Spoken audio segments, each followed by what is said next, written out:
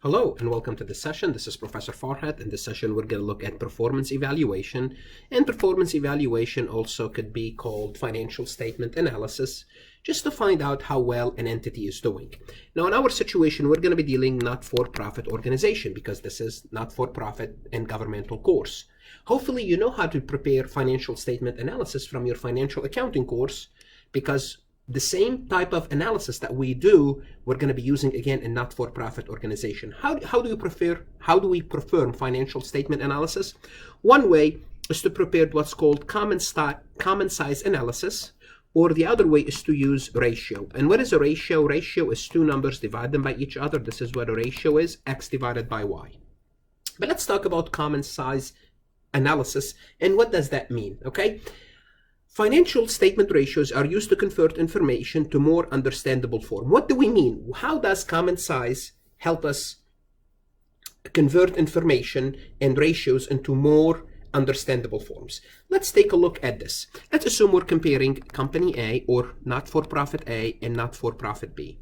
Not-for-profit A could have contribution up to $1 million in contribution, and not-for-profit organization B could only have contribution up to $2,000. That's basically their contribution or their income that they're receiving. Now, when you look at their program expenses, obviously we can tell immediately that A is much larger than B. Basically, they're generating 5 times their contribution.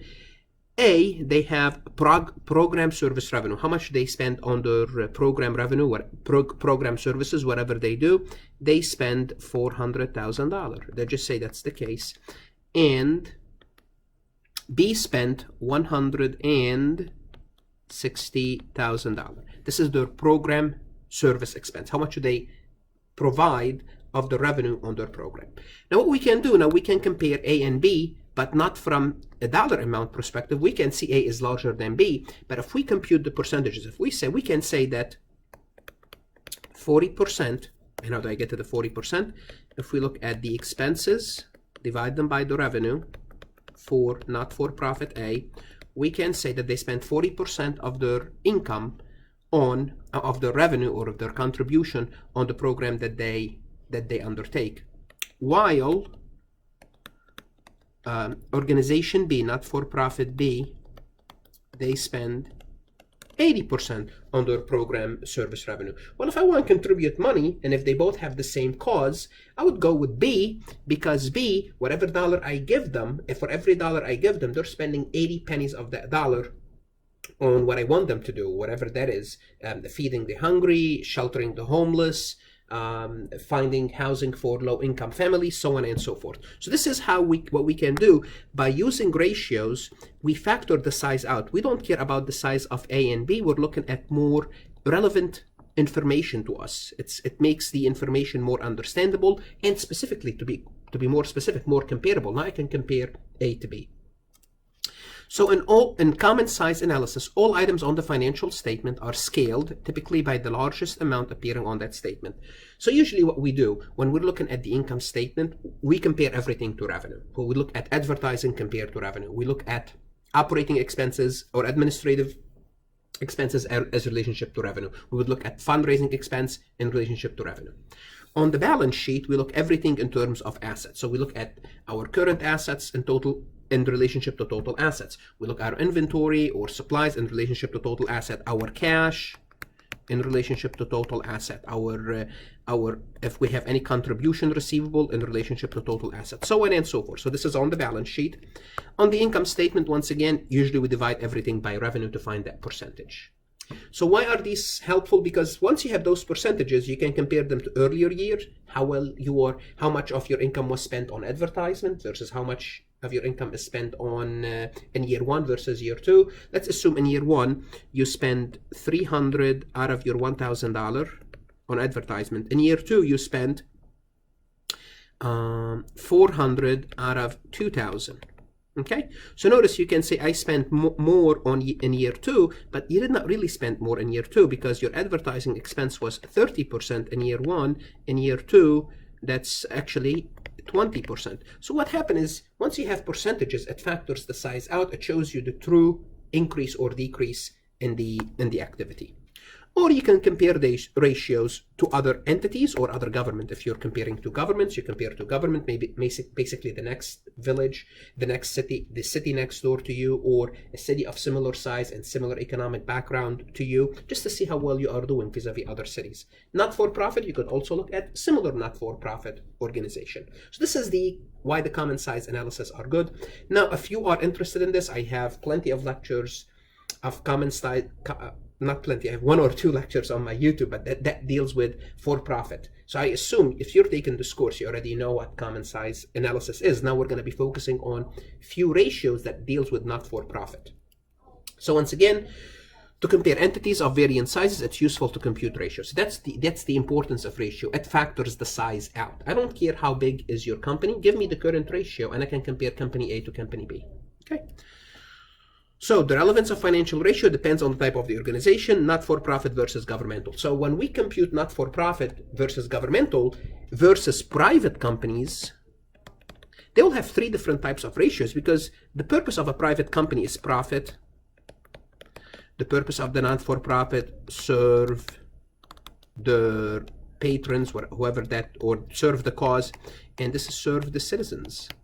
So each one of them will have a different objective. Therefore, you have to use different ratios. In this session, I'm going to focus on not-for-profit and maybe look at 2 or 3 just to give us an idea of how we can evaluate a not-for-profit organization using the numbers that we've been accumulating throughout this course. So the first ratio I'm going to look at is program expense ratio. Now, the first thing you want to know is, how do I compute the program service ratio? Well, I'm going to look at my program service expenses, and I'm going to use here the number 600, and I'm going to divide this by total expenses of 1,000. So my total expenses, I'm just using rounded numbers so it's easy for you to see. So if I take 600 divided by 1,000, and usually when you're working with ratios, start with easy numbers, either like 6 divided by 10, just as easy as possible, that, you know, for you. That gives us 60%. What does the 60% tells us? Well, it tells us what proportion of each dollar is used on their programs. What is their programs? Whatever they are serving. Okay. Now, if you believe in that not-for-profit, you want this number to be high, because the higher this number, the more they are spending on their cause. Okay, and this, we can compare this number to, for example, how much they spend on administration, how much they spend on fundraising and membership development. So if the program service is 60%, the other 3 is 40%, then obviously we can break down administration. How much they're spending on administration will be just basically, how do we compute the administration? Let's keep the 1,000 down here. How much they spend on administration, just take out the program service expense and put the admin number, and the admin number is 50. 5% on administration. Fundraising, the same thing, so on and so forth. But this is what it tells us. So if we're looking at 600 divided by 100, it means 60. Now, the Better Business Bureau recommend a ratio not less than 65. So the Better Business Bureau said, based on data that they accumulated from different organizations, they said, well, a ratio of less than 65 is no good. It means you are spending money on administration, fundraising, and membership development, which is not good. And remember, especially when we spend a lot of money on compensation expenses, as we saw, the IRS might look into your company. Now, to kind of give you some realistic approach to this, we're going to look at this website called www.give.org. So let's go ahead and look at this website. I already looked it up. And I'm going to look at few charities just to show you how it works. I'm going to click on National Charity Report List A to Z. And this is basically, a lot of them are national. Let's take a look at some we are familiar with. Maybe you are familiar with the American Red Cross. So let's take a look at American Red Cross. So we're going to look at some snapshot of their information. Again, you could do this by your own. You could look up your own favorite charity if you'd like. Let's look at their financial. And this is their net income. Okay, that's 2.6 billion in income. And this is where that income is coming from. Sources of funds. Okay, so that's their income. Let's see where they're spending this money. We can see here where they're spending total program expenses, 2.4 billion. 2.4 billion, and you could read more about their program. And this is a snapshot. If you really want to examine the Red Cross, you got to pull their 990. This is their purpose. Okay, And this is basically a conclusion about them. Fundraising cost 28% of related contribution. So this is one of the ratios we're going to be looking at. So to raise from the revenue to raise $1, they spend 28 pennies basically. Their tax status is 501c3, and this is governance and staff compensation. The highest individual is making $556,000. That's a lot of money for a not-for-profit, but again, this is a large corporation. They have 23,704 staff size, and this is as of 2014. And they're telling you who's the chief executive officer is, so on and so forth. Let's take a look at another organization. Again, you might be familiar with, and that's the Salvation Army. And the Salvation Army, again, you can look at some snapshot. This is the combined financial National Office and Salvation Army and all its affiliates. So this is not only the Salvation Army, they have many affiliates. This is their information, but let's look at the Salvation Army specifically. Their total income 42 million. Their total income is 42 million. Fundraising, they spend 2%. So notice now you can compare. For example, I wasn't sure how much is their fundraising cost. It's 2% of the related contribution versus the American Red Cross is 28%. Okay, so it tells you that Red Cross spend more money. Okay, now let's look at their corporate staff. For example, their CEO is making only 131,000. They only have 76 paid staff, but this is the national. This is the national organization. Here's the program. What do they spend money on? Okay, so again, once again, it just gives you an idea. And this is the Salvation Army combined financial statement, which is all of them. So hopefully you get an idea. And if you want to look again for any not-for-profit, this is the site to look for, or you can go to their website and download their 990 and do your own analysis, as we're going to show you briefly. Additional ratio. So you could do program expense ratio. You can work another ratio you can work with is fundraising is efficiency ratio, which is kind of, in a sense, I showed you the Red Cross versus the Salvation Army. It's the fundraising expense divided by contribution revenue. So how much you are spending in fundraising versus your income. So let's assume, well, let's not assume anything. We already have the Red Cross RC versus the Salvation Army. The Red Cross, we said they spend 28%, and the Salvation Army spend 2 pennies. So basically, for every $100 that the Red Cross makes, they spend $28 for fundraising expense versus the Salvation Army, they spend $2. Therefore, they have more money to spend on their program. So basically, this ratio tells us how much does it cost to raise $1 of contribution. Okay, and usually when this number is computed, membership is usually combined with fundraising expenses. Now you could also have the fundraising expense membership separately, compute the membership separately. It's up to you. Let's assume an organization is $4,500 in fundraising expense, and they have revenue of $100,000. It means they spend 4.5%. Okay, well, it's a good number. Again, it all depends because different organizations, they might have higher expenditure, just they reach more, in order to reach more people, and the larger the organization, maybe the larger is the fundraising expense. But again, you have to look at the big picture. Another ratio we can look at for not-for-profit is something called working capital ratio. Now hopefully you all know what working capital is without the ratio. Working capital, hopefully you remember this, is current assets, and you should know this. This is the second ratio this is the second computation you do after you compute your current ratio minus current liability. So the capital ratio is current assets minus current liability. This gives us, the working capital. Now we're going to be looking at the working capital ratio. Don't confuse the working capital with the working capital ratio. Working capital is current assets minus current liabilities, CA minus CL. So the working capital is a dollar amount. So if I said 100 in current assets versus 70 in current liabilities, I have $30 in working capital. This is working capital. Now we add to it the word ratio.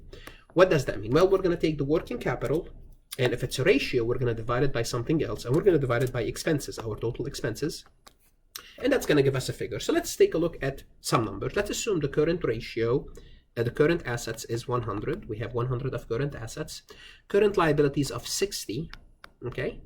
And let's assume total expenses is 100, okay? So total assets minus total liabilities equal to 40.